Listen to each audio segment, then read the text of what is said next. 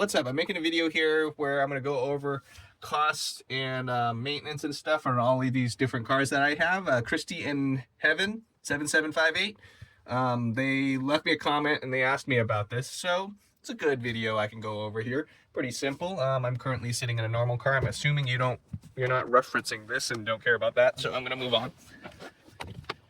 Let's see.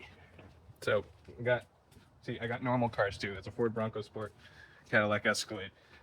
So this is a Honda Z. Here's a Cappuccino. This is a Nissan L Grand. It's a minivan. Let's see what else. We got a Toyota Century here now. Got a Toyota Dyna. It's really a Hino Ranger. It's a double-decker car carrier.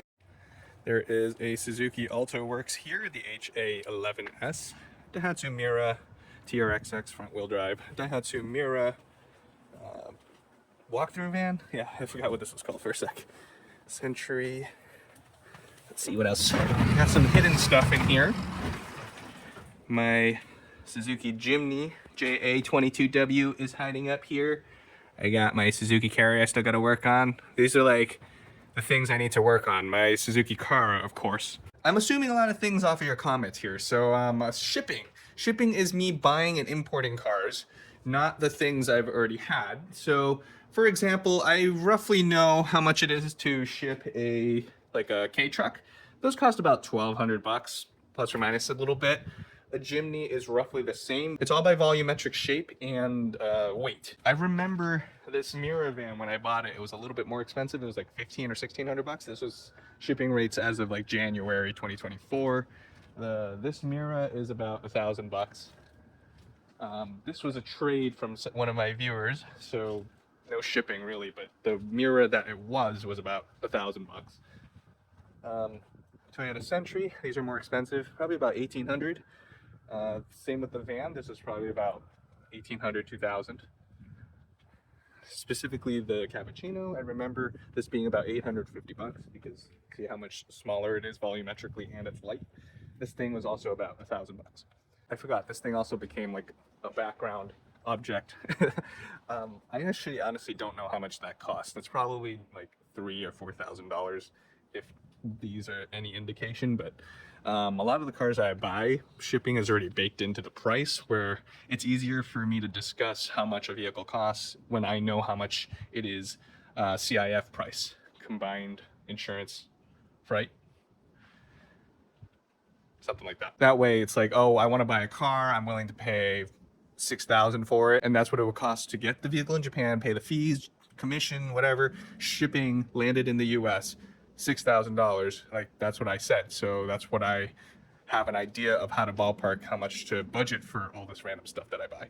Let's talk about insurance. Insurance is pretty cheap. Everything is like a classic car here. So you get classic car insurance. I do everything through Haggerty. I want to say I pay about $2,500 a year for everything. That's full coverage with $0 deductibles. That's collision, comprehensive, $0 deductible. Everything has bodily injury, like whatever the state requirements are. Everything is insured at like agreed upon value. It's not so much like regular car insurance where your market value of the car is what they're willing to pay or whatever. So basically you go like, oh, this Century, I'm insuring it for $10,000. If anything happened to it and it was totaled, I'm getting $10,000. So that's just how it works. It's not like, oh, it's only worth $3, so we're gonna only give you $3. Collector car insurance is pretty cheap, especially when you have so many cars. It's kind of like there's a base cost where there's like the initial policy where it covers like the liability stuff. And then from that point forward, it's just like every car does not have like an additional liability thing like bound to it, because you can only drive so many of these cars at once, right? Like you're just one guy, you're going to drive one at a time, maybe two at a time, and the policy encompasses all your vehicles. So now what you're doing is you're adding agreed value, and you're adding like the risk of like collision and comprehensive stuff like non-collision claims. It's just peanuts because it's much smaller to insure that stuff, and without having to repeat the bodily injury liability stuff like you would do in a normal car. Because I have two normal cars and they both have their own liability attached to it. Same with the motorcycle, actually. It's really weird kind of filming from in here, but anyways, maintenance-wise, everything is pretty straightforward. Obviously, with the more cars you have, the more things can go wrong and the more stuff that you have to work on. And and you know, there's just too much going on. Personally, I'm gonna say I am currently overwhelmed. I have too many things going on, and this is why I need to sell off some of these cars I'm not like actually using. That's why I've sold the Suzuki Wagon-R Wide. The Honda Z is still for sale. I've always tried to do like work myself because I can do it. Simple things where I can just tear down and fix in the matter of like a day or two or something like that, or even like long-term projects in the garage. I don't mind doing that stuff. I want to do it. And obviously it helps save a lot of money on cost because your own labor is free. There's no money out of pocket. It's just your time. Obviously you're going to need tools and stuff if you don't have that stuff. So factor that in for cost. But I am overwhelmed. I have too many things going on. This Century needs a bunch of work. It's like easy stuff, but I need to buy parts. I bought all the front suspension stuff. I spent about $200 in parts for this. Not a big deal. There's some electrical stuff I got to figure out. Like it's probably a turn signal flasher, and it's probably a few bucks on that. Something happened to my tow truck, and I need to investigate and diagnose what's wrong with it. Fifth gear makes a weird noise, so God knows what that will cost me there. The El Grande actually didn't really need much work. I paid to have it undercoated. That was like 300 bucks. I paid for light bulbs for the dash. I don't know, like maybe 20, 30 bucks. And then a few hours of my time. I changed the end links on that, and that was like 30 bucks maybe. So that one's not too bad. I know the water pump is leaking, so that's another job that's kind of queued up. This is where I've started to understand why people pay money to go have someone else deal with it, not just a skill thing. It's more of time. So I have a toddler, I have a full-time job. I don't do this stuff. Like this is just some random thing I do. I don't have time to do something like a water pump job. It's too much. So luckily, my friend down the street, he owns Bob's Automotive, and he's a car mechanic. So I've been outsourcing some work there in like my prior videos where he would take and tackle the jobs. Sure, I'm also there, and I may be filming stuff, but it's not the same as me cracking open a water pump like in my driveway here, or even in my garage, because I don't have time or space to, or the motivation to do it sometimes because there's so much. I don't know, I just kind of shut down. The Cappuccino's in an interesting spot here. So my friend actually wants to buy it. So he's been covering all the maintenance and stuff. He's been doing most of the work on that. It's just being stored at my house right now. So that one doesn't really count. The Honda Z behind there got a bunch of work done on it. There's timing belt, water pump, the tensioners, the thermostat, rear shocks, you know, the basic maintenance stuff that's probably been deferred in Japan. Those were done. I forget what exactly that cost me. I want to say that set me back probably $1,000 or so. Parts and labor, because I paid my friend to do it. The Alto needed a little bit of work where I had to do the rear shocks. I still haven't gotten to the door with the saggy hinge. I had to buy the hinges. I want to say that was probably about $100 or so. So I just got to get to that and do that. Probably list this for sale. I'm probably not going to have it painted because it doesn't really make sense if I'm not keeping it. Someone else can do it if they want to keep the car. This Mira I bought for a parts car. We're harvesting the engine and the transmission for this Mira. I actually paid to have this serviced in Japan, so this cost about $700. They did the timing bell, water pump, you know, all that, the basic stuff, spark plugs, wires, whatever regular maintenance that you would expect to have done. So $700 is a really good deal. This thing actually didn't really need much maintenance. What have I done here? I don't think I did anything on this. I don't have to. Because actually it was in really good shape when I bought it until I broke the windshield and I dented the thing. So I had to pay maybe about just under $2,000 to get this windshield and the body work done. And the plus was they fixed a paint chip that was also here. And then they touched up some of the chipped paint on the blue here. So I don't know, there was some benefit to that. Would you call that maintenance? Actually, I think I did do some stuff. I did the spark plugs because it was running a little poor. Hit the spark plug wires and that made it run a little bit better. I need to buy a distributor cap and stuff, but I'm putting it off because of the swap I mentioned. Over here, my Cara. This has been like a endless project here. I just don't have time to get to it. I'm close. I'm sorry. The Cappuccino build, if you guys have been watching and subscribing and following on this, I apologize that there has been no content or movement on this. I will get cracking on it. I'm on the wiring stage. You can see how I have the dash torn apart. I bought some cool stuff that makes a Cappuccino dash cluster work with this, so we're going to see how that goes. I have to bolt all this stuff back in. We're going to use an AZ1 intake manifold instead of the Cappuccino one over there, but whatever. I'll get into that in a dedicated video to this. Maintenance? I don't know. Engine swap. Chimney. The chimney hasn't needed any maintenance. It's also in very good shape. As you can see, it's actually on the lift so you can look.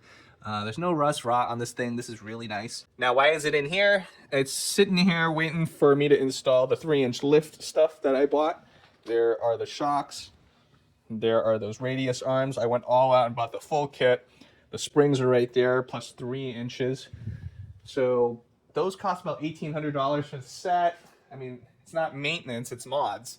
I will need to buy new tires. These are dry rot. I'm gonna buy bigger tires to accommodate the lift too. So I don't know, it's just money here and there that kind of just gets thrown at all these different vehicles. Especially this one. This one is my baby right here. It's the Suzuki Cara, the Autozam AZ1. This is what it looks like when it's naked because it's getting refinished. There are body panels everywhere. It is absolute mayhem. I am not happy with this because my shop is like nearly unusable and it's more messy than expected because, you know, now there's body panels everywhere. Like, look, the carry has become a table to hold some body panels. This is really where all my money is really spent on this car, development of parts. I've tried to have new door struts remade, like custom, where there are like the thick, shiny ones. I actually got to follow up on that. It's been like 3 years, almost 4. This stuff, I develop parts where things are discontinued or just custom stuff. We're trying to make a quick detach trunk hinge. We have custom caster plates because when you lower this car, the suspension gets messed up and we got to push this back as far as we can without modifying the car. We got wave track to make us differentials for this car. And then I have this creepy mannequin. I collect Autozam goodies like this. This is like a period correct jumpsuit. It is a really small jumpsuit. Like this is 6 inches wide maybe. And this is a little bit stretched on this mannequin, you can see. So it's a tiny, tiny Autozam jumpsuit that was like a collectible that I really wanted. What was that? Okay. I also have become like an unofficial library for Autozam AZ1 stuff. I have almost every brochure, document, whatever things that we all had back in the day in the 90s and stuff. I'm collecting the models. There's one of each one over there. Got all these little AZ1 toys. This one was in some show. I forget what it's called right now. Striker, I believe, maybe. That's what it is. The Striker CV01. Shout out to Calvin. Aloha Zam. He made me this brass little ornament. One of a kind, I think, maybe. Maybe he made one for himself, too. I even bought, like, the old AZ1 telephone card. Like, this is the extent of my madness over here. There's no reason for any of this stuff. I also hoard new old stock stuff because... I don't know, I call it the AZ1 strategic reserves. I need parts to help get things remade for the car. I'm currently doing the weather strips and the door trims, the glass trims. So it's nice to have real new samples of that stuff. This is a dash cluster. It's a brand new OEM one. I don't think this one's actually in danger after all these years. I've noticed people make different things in Japan where they have like modifications for gauge pods here. I'm not going to open this, but this is the turn signal combination switch. I have accelerator cables, clutch cables, all custom made. There's mirror blanking pleats. There are, rare mirrors. Someone asked me to bring this out. Well, I was just annoying them, but yeah. I got a brand new AC evaporator over there. With the profits and proceeds that I kind of make here, everything kind of goes back into the development of this car. That's how it works. So there's no way I can keep funding this. I did this in the beginning and it got out of control.